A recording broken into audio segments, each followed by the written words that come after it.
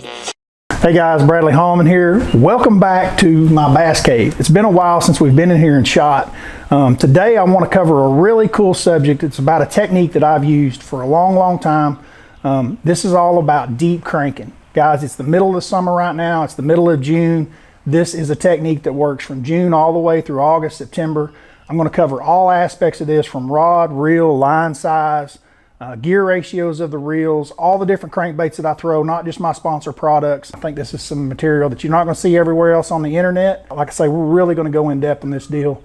Big cranks have been a big part of my fishing career. I started throwing them in the early 2000s, 2001 or 2 here in Oklahoma with the DD22, and that has just kind of evolved all the way to where we are today.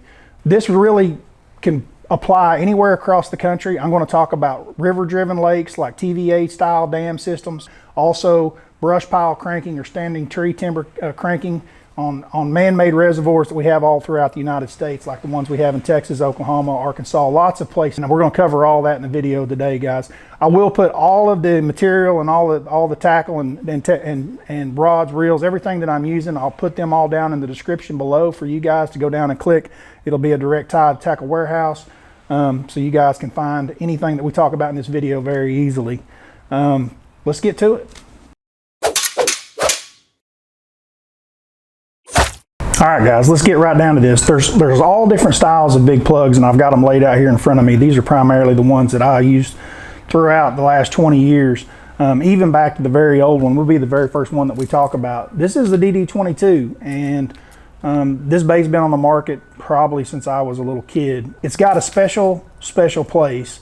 This is the very first big crankbait that a lot of us got to throwing back in the day, and it honestly is a workhorse. There's new styles of crankbaits, and we're going to get to them, that do things more efficiently than this one does. The DD22 is not the deepest diving crankbait on the market. They named it the DD22, and it's not because it dives 22 feet at all. Where this thing really shines today for me, and still does, is brush pile fishing. Anytime I'm around standing timber or wood, a lot of the reservoirs in Texas still have a lot of timber standing in them. This is the most weedless big plug day in and day out that I've ever thrown. This thing will catch them. I love what we call crashing brush piles with this bait. It's something that I can put on a high-speed gear ratio reel. And when I say that, I'm talking like a 7-to-1. It doesn't wear me out to throw it, because a lot of times in the summer, a lot of guys are talking about crankbaits and deep crankbaits, and everybody thinks about the lower gear ratios. You know, that used to be the thing. Everybody talked about it. But man, we've learned through the times that watching Van Damme that speed killed. That's exactly what happened, and speed is a lot of it a lot of times. So it's actually crashing this bait into a brush pile that actually triggers the strike. The DD22 is phenomenal at that. It's a bait that I use all summer long here in Oklahoma. It gets big bites. It'll catch the bigger fish inside of brush piles and on top of standing timber, like I say, in these lakes that have it. So this is really where the DD22 stands out for me. Line size on this bait a lot of times will vary depending on how deep I'm fishing. You know, if the tops of the brush piles are 5 foot underneath the water, you know, in a 15-foot deep brush pile, and I feel like the fish are in the top, I may crank this thing on 20-pound test line. Matter of fact, it's pretty common for me to throw a big crank, including this one, on heavy line. I will throw this on 20-pound fluorocarbon all day long, inside and outside the brush piles, because whenever you hook a big fish, a lot of times she is at the top of that pile, because that's the sweet spot of where they feed. If they're really geared up and going, the top of that brush pile is generally where she's going to be sitting, somewhere related towards the top of that. So 20-pound test line allows me to get that fish hooked up and get it out of that heavy cover. Also, whenever I'm cranking big trees and things like that, it allows me to sometimes get my baits back. But DD22, I don't want to miss it. It's Old Faithful. She's been around a long time. She's caught me a lot of fish through the years, and don't think just because she's old that she won't catch fish anymore.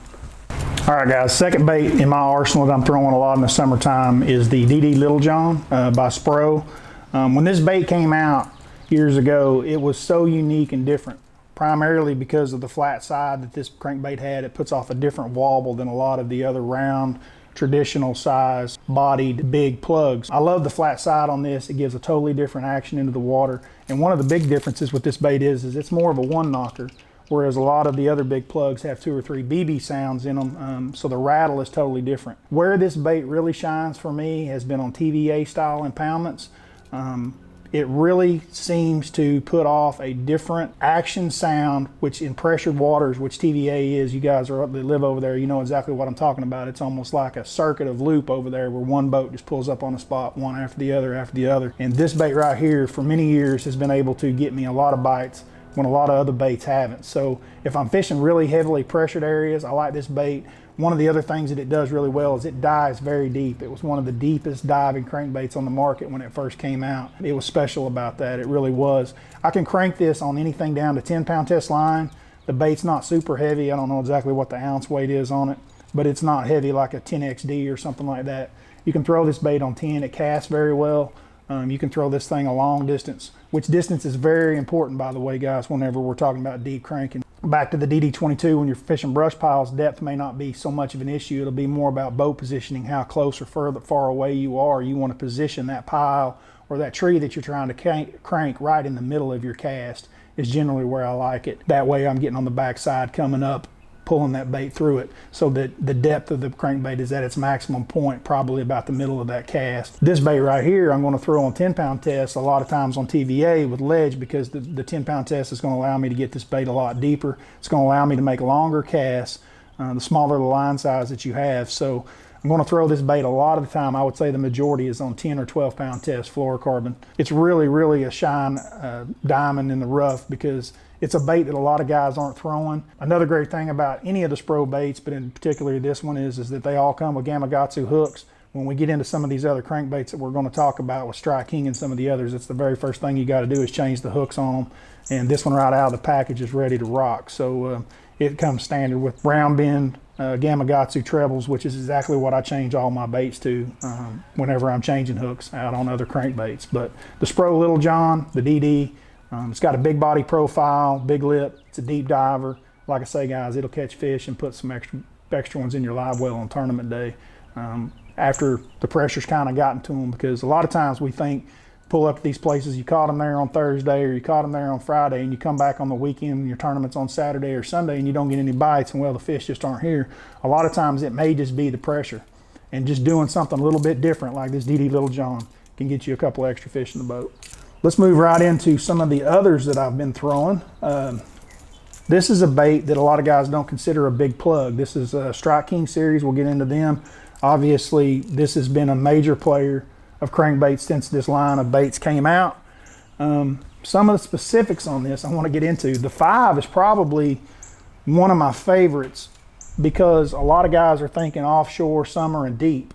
And a lot of times when we get on the current impoundments with like TVA, Barkley, Kentucky Lake, especially the south end of Kentucky Lake, a lot of the ledges really aren't that deep. You know, we're talking 5, 6, 7 foot on top, and this bait right here is the one that covers that water column extremely well. They came out first, they had the 5X and the 6X series, and then a few years later they came out with the XD, and the XD became all the rage. I can tell you that for whatever reason, and I don't know the answer to this question, but the 6XD was money, and I agree that it was, and it was worth all the rave. It dove a lot deeper, it did a lot of things, and it caught a lot of fish. I never really caught them that good on the 6S series, just the plain 6. When the 6 series was out, when they went to that 6XD is when I started getting bit. But one of the really strange things that I want to talk about in this video is that the series 5, I'd caught fish on really well. I mean, really well. And the XD came out, and it was just automatic that we all went and bought the XDs and we got throwing them. And I got to noticing that I was not getting bit on the 5XD as well as I had used to previously been getting bit on the Series 5. I went back and started checking it, and there is no doubt, in my personal book, I'm not saying that the 5XD is no good. There's guys out there watching this video that may be all you catch your fish on, but my confidence is in the Series 5. It's something that's a little bit different. I throw just the straight Series 5 now. You do need to change the hooks on this bait. I throw it anywhere from 10 to 15 pound test fluorocarbon, depending on depth that I'm trying to get this bait. I usually don't go any bigger than 15. It might affect actually the action of this plug once you get up to 20. And I can't see a reason that I would ever want to throw it on 20. 15 to 10, and I would say primarily I throw it on 12 to 15. A lot of times, like I say, the ledges and places that I'm throwing this, a lot of times it's on TVA systems, and they tend to be a little bit shallower. So this is a Series 5 by Strike King, and it is definitely one of my go-to crankbaits on the tournament trail. All right, guys, staying with the striking model, this is the 6XD that we were talking about. It's got the cornered off lip from the 6 Series to the XD, which really helped this bait dive deeper. The thing that we learned with this bait early on, learned this at Kentucky Lake, this bait is where you can really get fancy and do some really technical, deep cranking. When the tops of those ledges get 22, 23, 24, 25, without having to stroll, you can make very long casts with this bait. You can put it down to 10, even 8-pound test line. One of the cool things about the TVA system is while there are some stumps and stuff out there on the edges of those ledges, primarily it's shell beds, and the shell beds themselves are not really that dangerous as far as hooking up a big fish and being able to land him. It's not like trying to crank brush or trees like you would be doing with the DD22. A lot of times at the bottom end of Kentucky Lake, which is the north end of Kentucky, or Pickwick, it's really about depth, getting this crankbait down to where the fish are living. And this bait right here is probably it, along with the Spro DD Little John. Both can really get to some depths that are really unique. That was the very first thing that I noticed about this bait. You can get this down where other guys aren't cranking, is basically what it gets down to, and you can still cover water quickly and efficiently with this bait. And dude, this thing will catch them. Van Dam was his staple in this color, Sexy Shad, for many years on the Elite Series when I was there with those guys. And there was a lot of checks cashed. I cashed a lot of checks myself with this bait. Made a top 10, I believe, in Kentucky Lake, and a couple of top 10s there in some Elite Series events. So this is a really special bait. Then they came out with this jewel, and this one's more modern. This is the 10XD. It is a giant plug. It has some very uniqueness to it as well. I enjoy throwing this from Oklahoma all the way to the TVA system. This thing will get big bites. It is a big plug, it's a big profile, and big fish eat this sucker. If you've got big gizzard shad on your impoundments in the summertime, this bait is special. There's some characteristics to this one that are different than the others as far as how I'm cranking it and what I'm throwing it on. You can't throw this bait, it's too heavy to throw on 10-pound test line. You'll actually break this bait off in a cast on light line. This is not a bait that I'm trying to, even though it's a 10XD with this giant lip and you think, well, this is the deepest diver on the market. For me personally, that's not where this tool is used. I use this bait shallower more than I use it deeper, amazingly enough. A lot of times I'm throwing this bait on 20-pound test line. This thing will dive down 10, 12 foot on 20-pound test line. I just grind the bottom. I mean, literally just plowing the bottom with this thing, even in shallower water, 7, 8 foot on 20-pound test line. A lot of these places that these big fish that move up to are quite honestly just not that deep. And in our mind, we're thinking that this is a great bait when you've got big fish living a little bit shallower. Like I say, go with heavier line on this bait. If I'm throwing it on, 12 is probably the lightest that I can get away with on this bait when I am trying to fish it deeper. It's not, none of these baits in the Strike King category, in my opinion, are worth the crap around wood. They hang up a lot and they're aggravating and they're not the best wood bait. That's where I'm going with that DD22. But if I'm not fishing wood, I'm primarily going to be throwing this big plug. It is a big fish catcher, guys. I've got a couple of lakes that I'm not even going to talk about that this thing right here, if I was down there right now, this is what I would have in my hand. Because if I can get 5 bites on this, it's not going to matter what the brush pile guys do, because this thing catches the ones that I'm after. One of the other really cool things I want to talk about that's really different, this is one that I will throw on a 5-to-1 gear ratio. This bait will wear you out. It digs really hard. If I'm going to throw this thing all day long, I can't throw it on a 6-4-to-1 or a 7-to-1. I do have this thing on a slower gear ratio reel just to allow me to literally be able to fish this thing all day. I throw it on a giant rod. It's not that it's so stiff, it's just that it's so long and can handle the weight of this bait and casting and stuff. But you can throw this bait a mile. It's really special at catching big fish. That's really what I like this bait for. You know, lakes like Sam Rayburn in Texas, places like that have a lot of big fish in it. This is a bait that'll really shine in places like that. It also shines TVA too.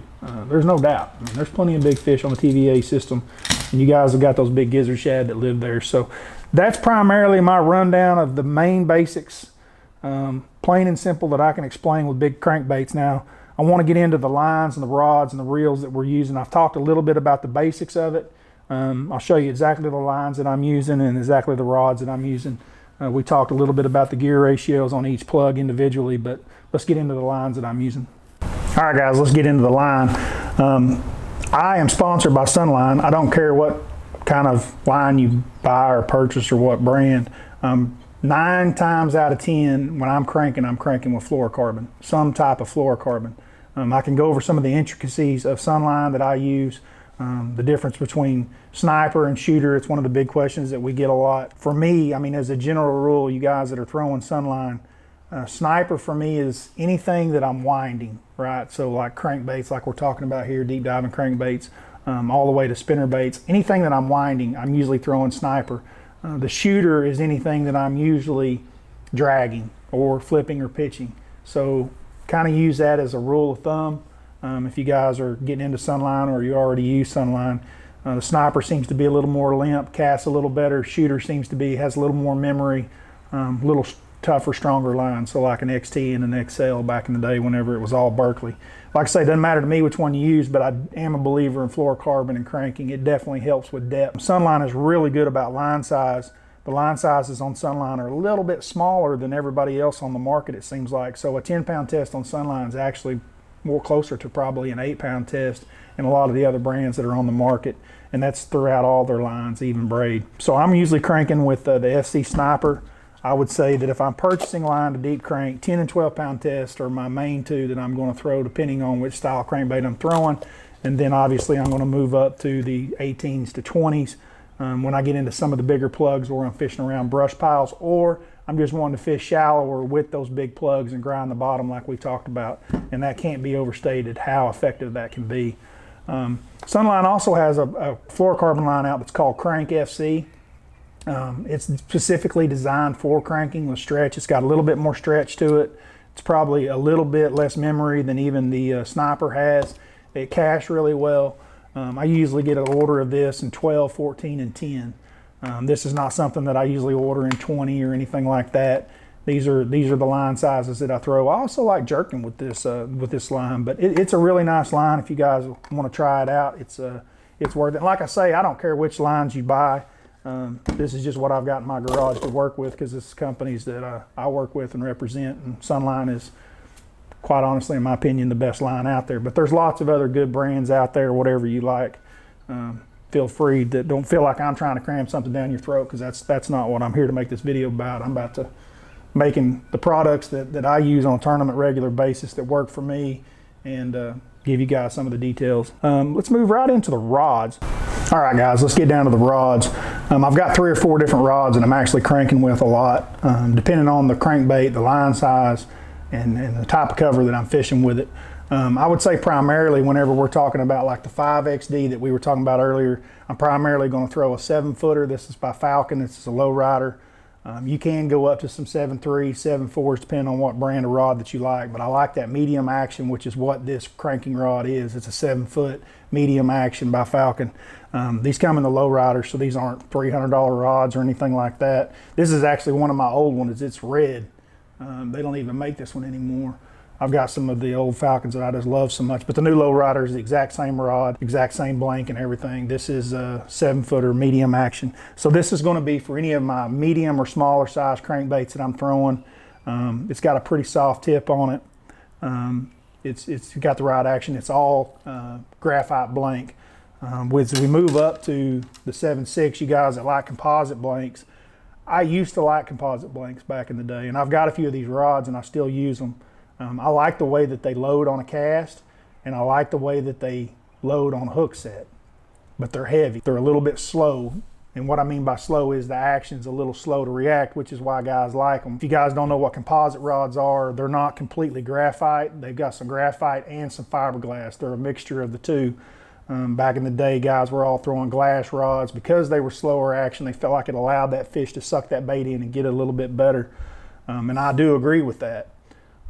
For me, for feeling the bottom composition and stuff, I just prefer graphite. I prefer the lighter rod. I prefer You know, we've gone to fluorocarbon. Everything's kind of tightened up, and I'm even using high-speed reels like we talked about.